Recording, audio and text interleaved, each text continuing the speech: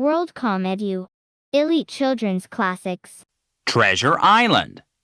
An old sailor comes to the inn.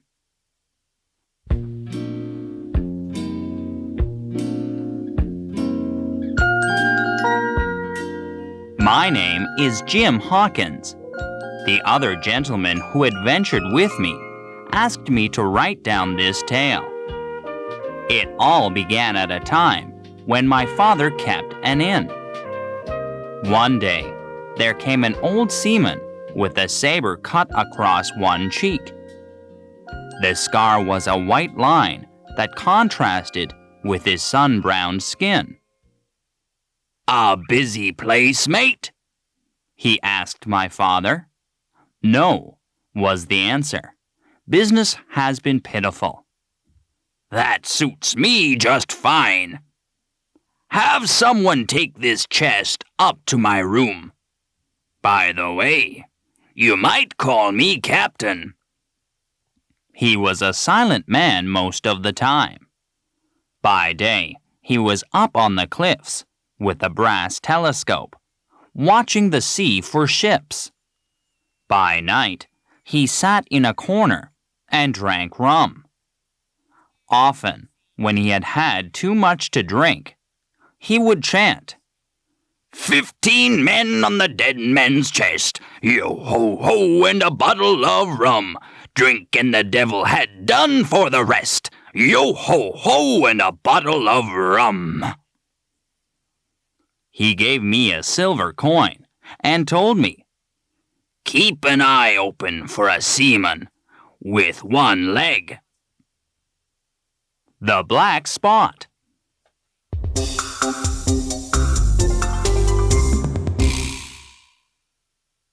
Weeks and then months went by. The captain ran out of money, but my father let him stay. He was down on the beach when a stranger came to the inn. He was pale. His left hand had 2 fingers missing.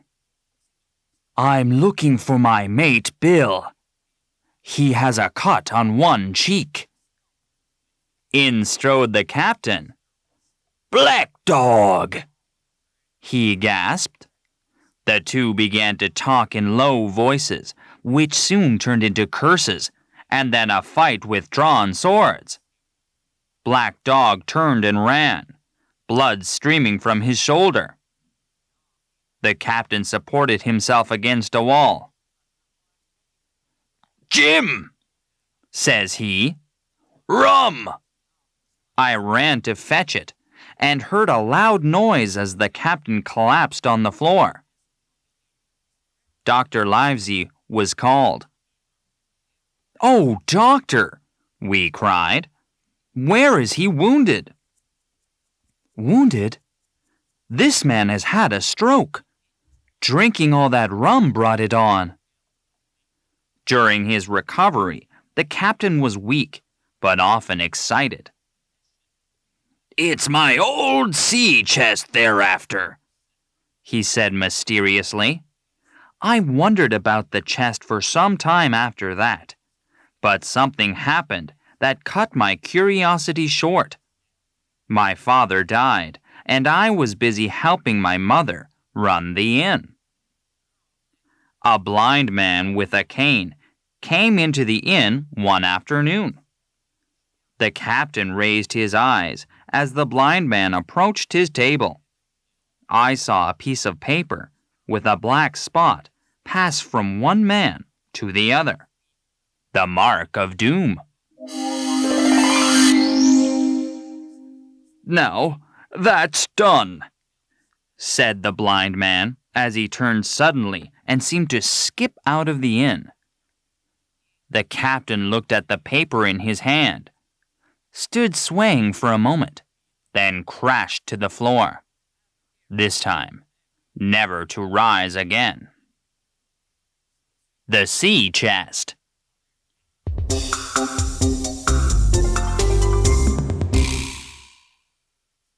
In the neighboring village, we asked for help with the captain. Someone muttered, "That pirate Captain Flint?" and as the name was whispered about, it seemed to strike terror into the hearts of all. No one volunteered to lend us a hand. "Jim and I," my mother declared, "will go back to the inn ourselves, you chicken-hearted men.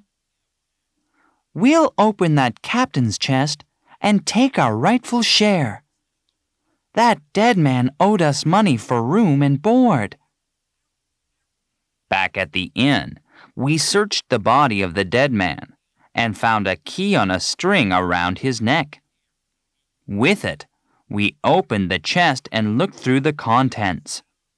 Clothes, tobacco, pistols, and 5 or 6 colorful West Indian seashells.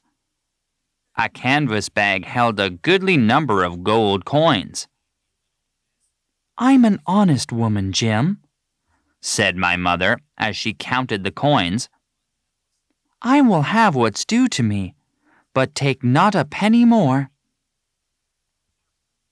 Then there was a tapping at the door, and a whistle sounded outside. Fearfully, we jumped to our feet and prepared to run.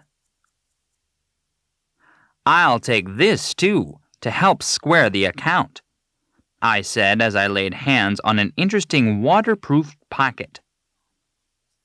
Outside, I had my mother hide under a bridge and sneak back to watch. 3 men entered the inn. One of them was the blind man. I could hear their voices. "Is it here?" roared one. "I don't see it anywhere," returned another. Then the voices stopped, and I could hear things being thrown about as they continued their search.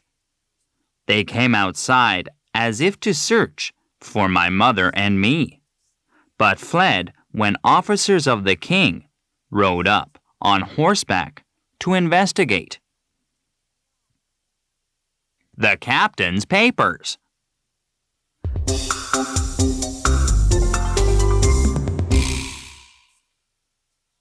I was taken to the hall where Squire Trelawney was dining with Dr. Livesey. The squire knew about Flint's reputation. "He was the bloodiest pirate that ever sailed. Once, when I was on a ship leaving Trinidad, our captain caught sight of Flint's flag in the distance, and that cowardly captain turned our ship around and headed right back to port." The sealed packet was opened. It contained 2 things: a book and a map. The book showed accounts. After the name of a ship or a town, there was clearly written the amount of gold, silver, or other valuables that had been taken. The map showed an island, and on its southwest part was a cross in red ink with the words, "Bulk of treasure here." "We are going to sea," announced the squire with delight. "I am Admiral. You, Livesey, are ship's doctor. And young Hawkins shall come as cabin boy. We'll get enough other men for a complete crew and find a ship in Bristol. We'll have favorable winds, a quick passage, and with this map, not the least difficulty in finding the hiding place. Then, we'll be rolling in money forever after." The Sea Cook.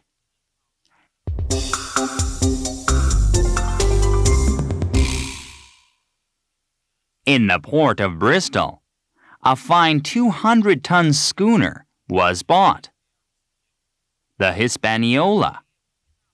Among the men hired was a cook, John Silver, who had his left leg cut off close to the hip.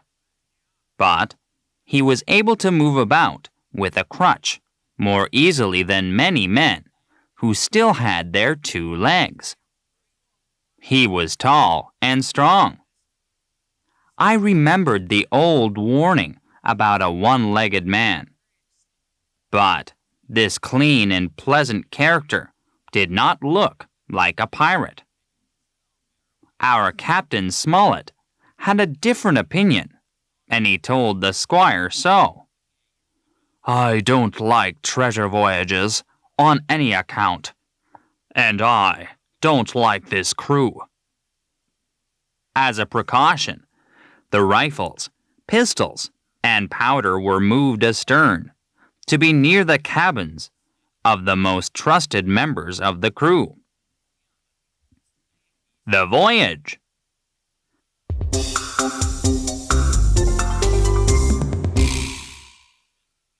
The ship's cook was given the nickname Barbecue by the crew. "He's no common man," I was told. "He had good schooling in his younger days. And he is brave. I've seen him fight 4 men at once. Him unarmed. And, in the end, he knocked all their heads together." The cook had a pet parrot that rode on his shoulder when it was not in its cage. "Pieces of 8! Pieces of 8!" it would often cry. The cook said the bird had been with him on voyages to all the 7 seas. From having been in many battles, the bird had come to like the smell of gunpowder. It was a wonderful trip until the day I climbed into the apple barrel. I had honestly wanted just a piece of fruit. Finding the barrel almost empty, I sat in it for a while. The sound of the waves and the rocking motion of the ship made me fall asleep. I woke up to hear the voices of John Silver and another man. "I mean to let them find the stuff. I'll have Smollett navigate us halfway back before we strike," growled Silver. Why wait so long? Asked the other voice. I'd cut them down now and get the map. "We've got strong hands to raise and lower the sails. But who among you know how to set a course? Wait, I say. But when the time comes, my vote is for death. I'm with you on that."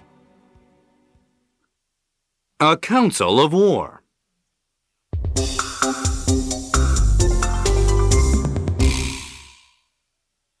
Land ho! Shouted the lookout perched atop the mast. The crew crowded the rail to see an island ahead in the distance. "Men," called out the captain, "has any of you seen that land before?" "I have, sir," answered Silver. "I was with a trading ship that stopped there for water." "Look at this map and tell me where the anchorage is." I couldn't believe my eyes. Was the captain showing Silver the treasure map? No, I realized with relief. From the fresh look of the paper, I could see that this was a copy. It was accurate in all details, except that it did not show the cross making the location of the treasure. Later, I asked to speak privately with the captain in his cabin. I told him what I had overheard. He called the doctor and the squire. We discussed the loyalties of the crew. We expected that 19 would join Silver's side, On our side, there were 7, and one of them was me, just a boy. The first blows.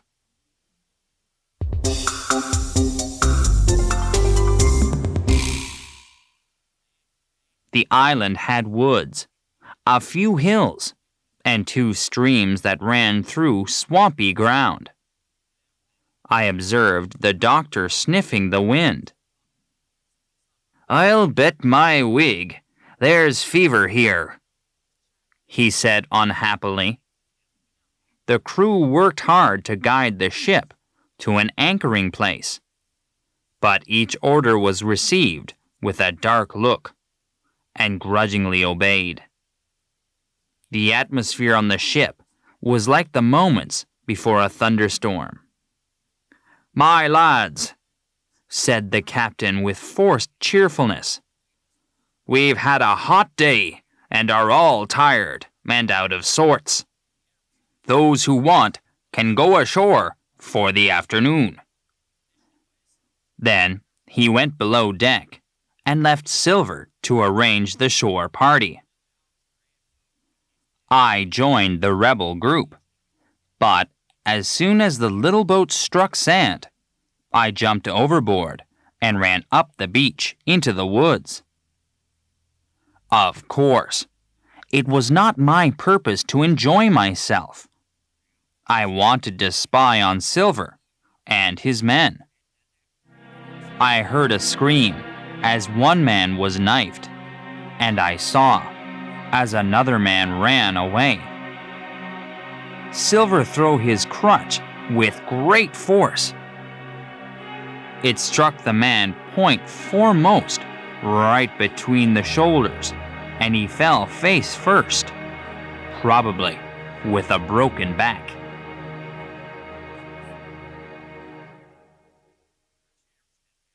The wild man of the island.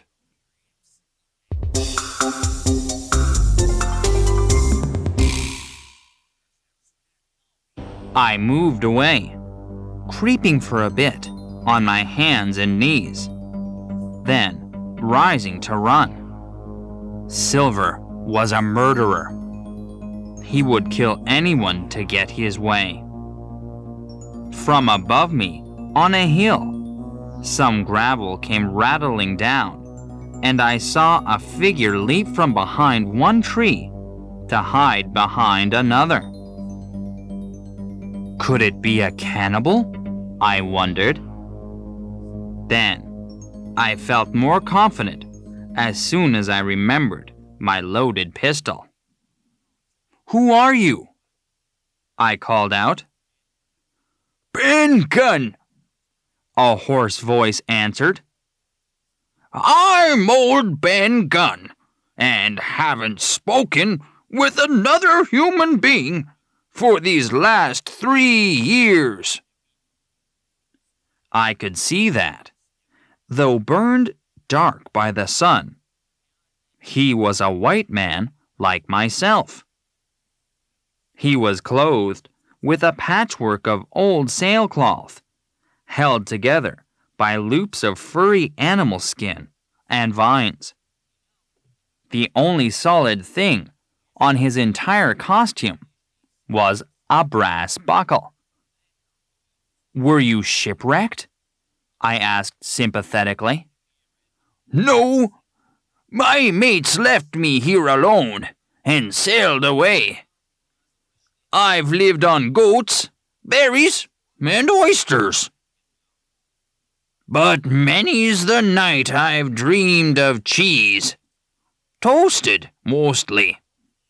You wouldn't happen to have a piece of cheese about you now?" "If ever I can get aboard ship again," said I, "you'll have all the cheese you want." "Who's to stop you?" he asked. Then a shadow came over his face. He grasped my hand tightly. "Now, Jim, tell me true. That ain't Flint's ship, is it?"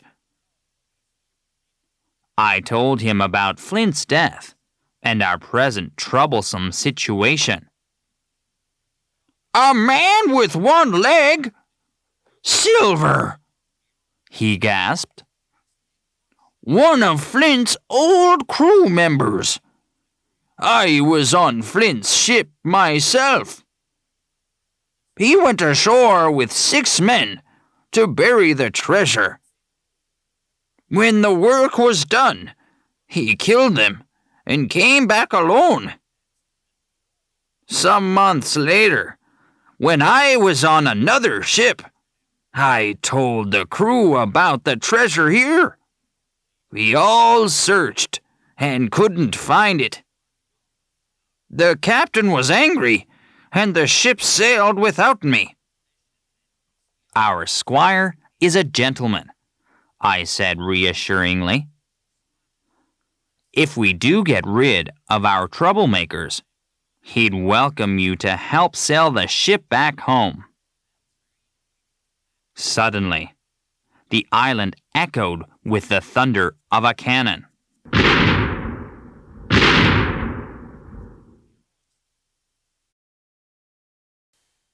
Story continued by Dr. Livesey.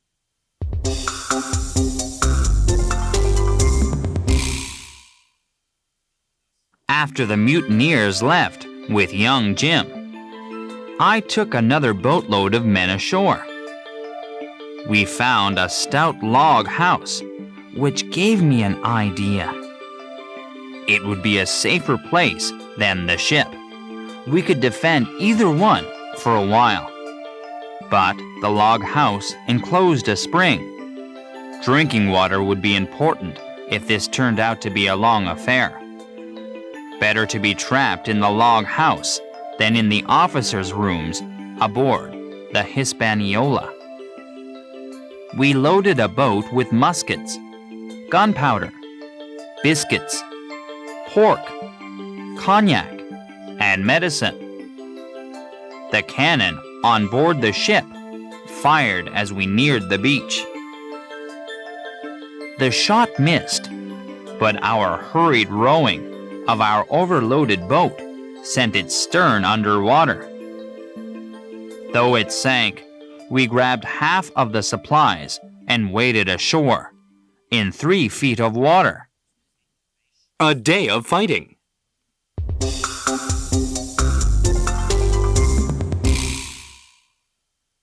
At the log house, Captain Smollett cut down a slim tree, trimmed off the branches, and thus made a pole from which he flew the British flag. "Captain," said the squire, "the house is invisible from the ship. The flag gives the pirates something to aim at.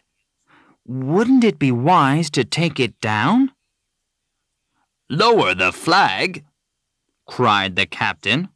"No, sir, not I. It shows our pride and tells our enemies we scorn them. Besides, their aim is poor." As cannonballs flew overhead, I looked outside to see Jim Hawkins, safe and sound, climbing over the fence. Story continued by Jim.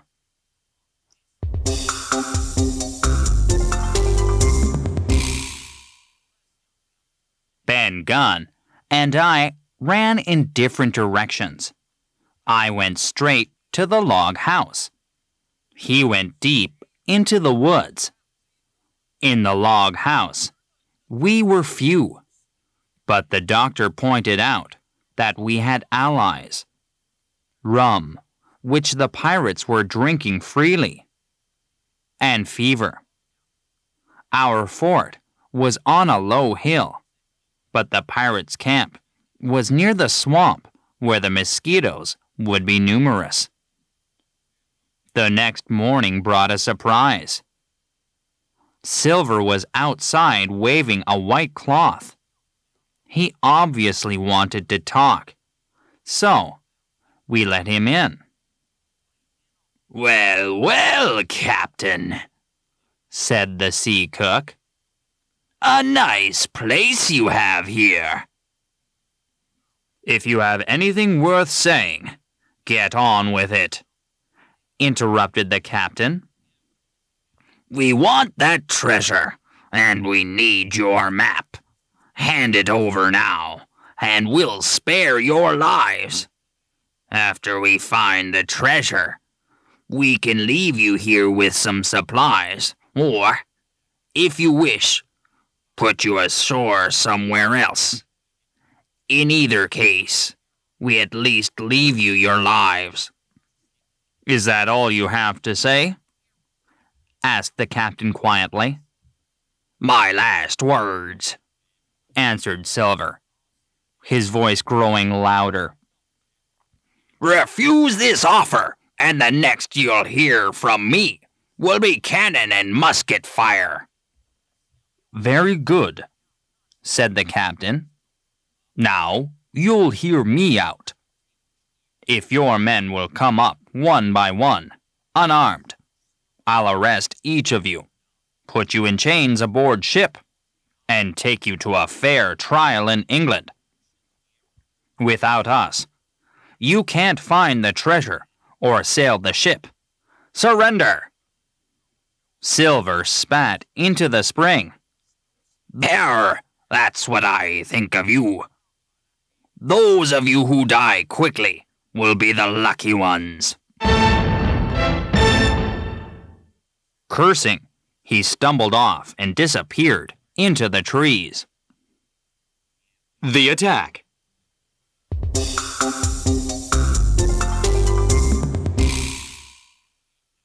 Soon, a group of pirates came out from hiding places in the woods and dashed towards our outer fence. We fired at them with our muskets, of which we had a good number, all loaded and ready. Some of the pirates reached our doors and windows. We picked up our swords and fought hand to hand. It went well for us, and the enemy ran off. We counted the dead and wounded. The result showed that, on our side, 4 able-bodied men remained. The pirates probably had only 9 fighting men left. Jim's Sea Adventure.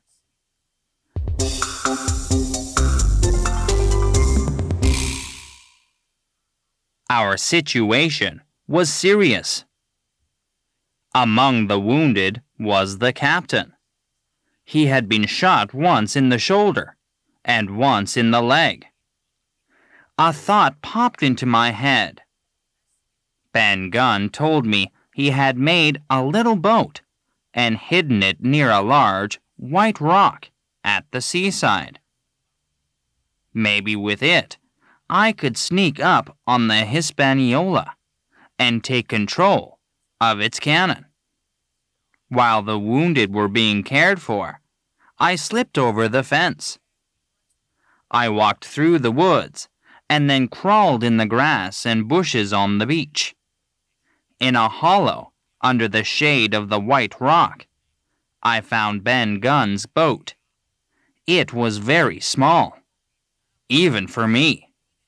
But the wooden frame was tough, and the goatskin covering it was tight. It had 1 paddle, with a blade on each end. I had never seen or used such an odd craft. Still, I would give it a try. When night fell, I set out. My boat turned around and round. It would go left or right, any direction but straight ahead. Good fortune, mainly the action of the tide, pulled me out toward the Hispaniola. I cut her thick anchor rope. The current caught both craft and moved them along the coast of the island. Night turned into day. I grew thirsty. The small boat was stable, but I could not guide it to shore. When the next lucky wind brought me near the Hispaniola, I jumped to it, clung panting for a moment, then climbed over the rail. Jim captures the Hispaniola.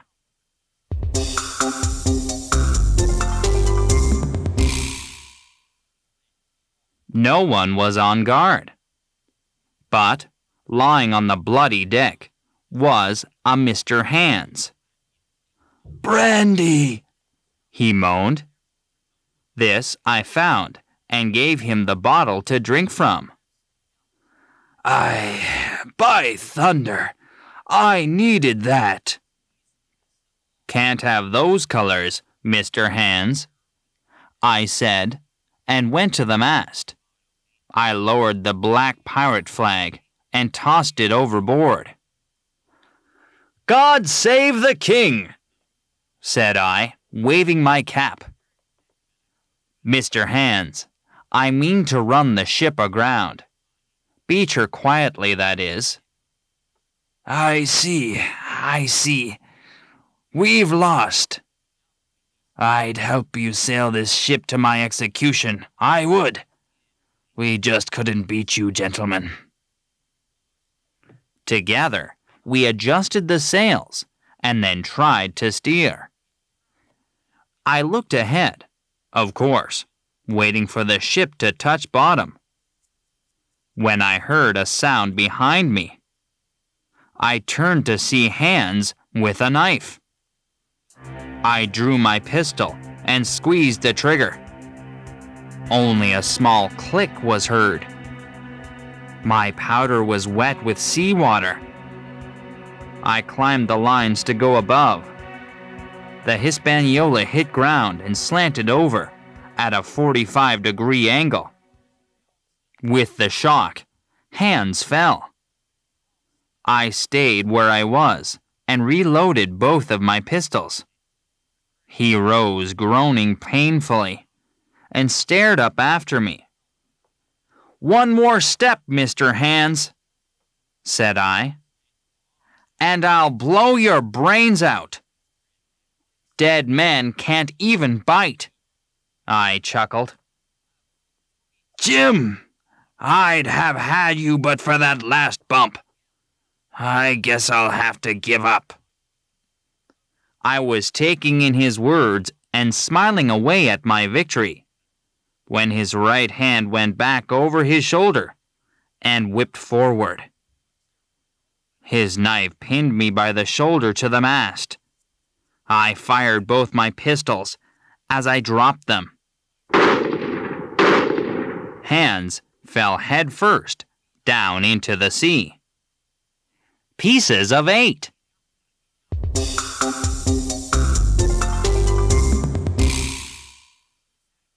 Blood ran heavily over my back and chest. Luckily, the knife held me by a mere pinch of skin. The ship moved again.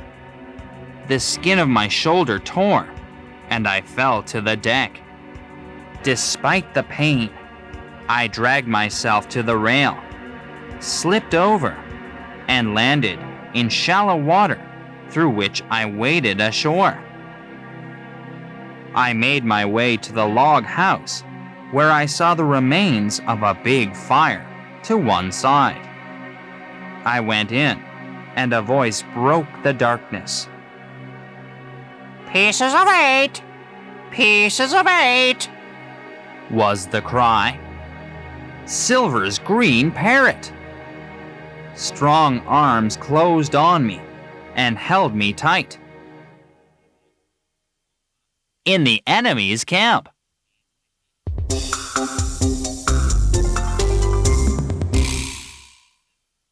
A torch was lit, showing 6 pirates. None of my fellows was present. Had they been killed? That night, I saw Silver show his men the original map with the cross marking the location of the treasure. All was lost, I thought. To my surprise, the doctor came to visit the next morning. The pirates were glad to see him. He treated the men wounded by musket balls and saber cuts and gave medicine to those suffering from malaria. Why, I wondered.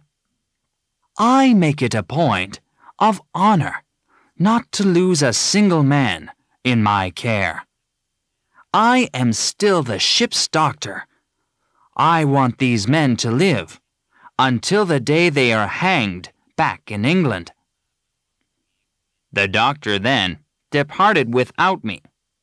I had given Silver my word I would not run away. The pirates then set out on their treasure hunt, Silver holding the map. When they reached the correct spot under the shade of a huge tree, everyone was surprised to find nothing but a hole. And it was an old one. The sides had fallen in, and grass grew on the bottom. The treasure had been taken a long time ago. The Fall of a Pirate Chief.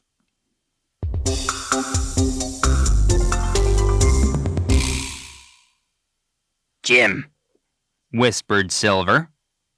take this and stand by for trouble. He passed me a double-barreled pistol, and we slowly moved so that the hole was between us and the 5 other pirates. Mates, said one of the angry 5. there's only 2 of them. One's the old cripple who brought us here and wasted our time. The other's just a cub. Let's tear their hearts out. He was raising his arm and voice, and plainly meant to lead a charge. But just then, crack, crack, crack! Musket shots flashed out of the bushes. One pirate fell into the hole. The others ran away. Out of the bushes came the doctor, Ben Gunn, and one of the loyal sailors.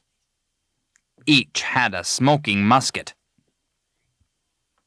I learned that Ben Gunn, during his long, lonely years on the island, had discovered the treasure by himself and moved it, bit by bit, to a cave.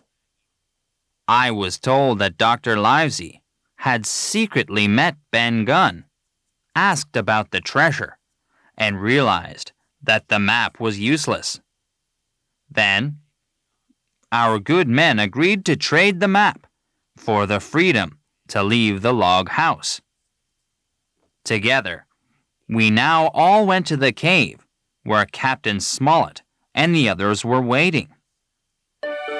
I was glad to see my comrades again, but also fascinated to see what occupied the rear of the cave. Heaps of gold coins and neat stacks of silver bars. The coins were there in amazing variety. English, French, Spanish, Portuguese, small, medium, and large, round and square, some even with holes in the middle, and strange spidery writing was stamped on the oriental pieces. We prepared to leave. Soon, my fingers ached with the sorting, and my back hurt from the labor of carrying them to the ship. But the fatigue was lessened by the joy of seeing so much gold in one place. Home to England.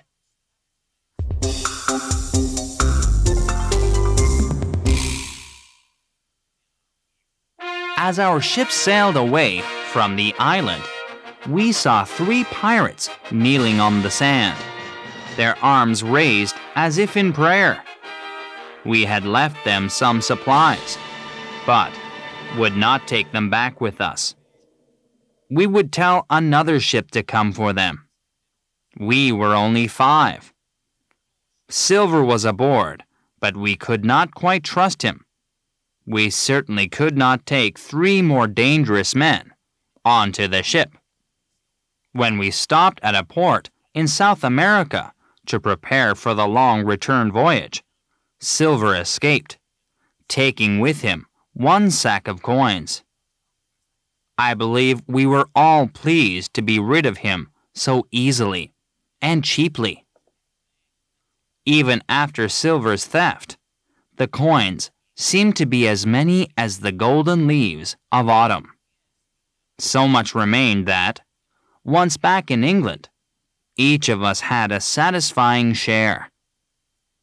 Poor Ben Gunn, however, spent or lost all of his within 3 weeks. Some of old Flint's treasure still lies hidden on that island, but I have no desire to go back to a place that caused death and suffering to so many men. Sometimes, though, I have dreams in which I hear the surf booming on the beach and the sharp voice of the parrot. Pieces of 8! Pieces of 8!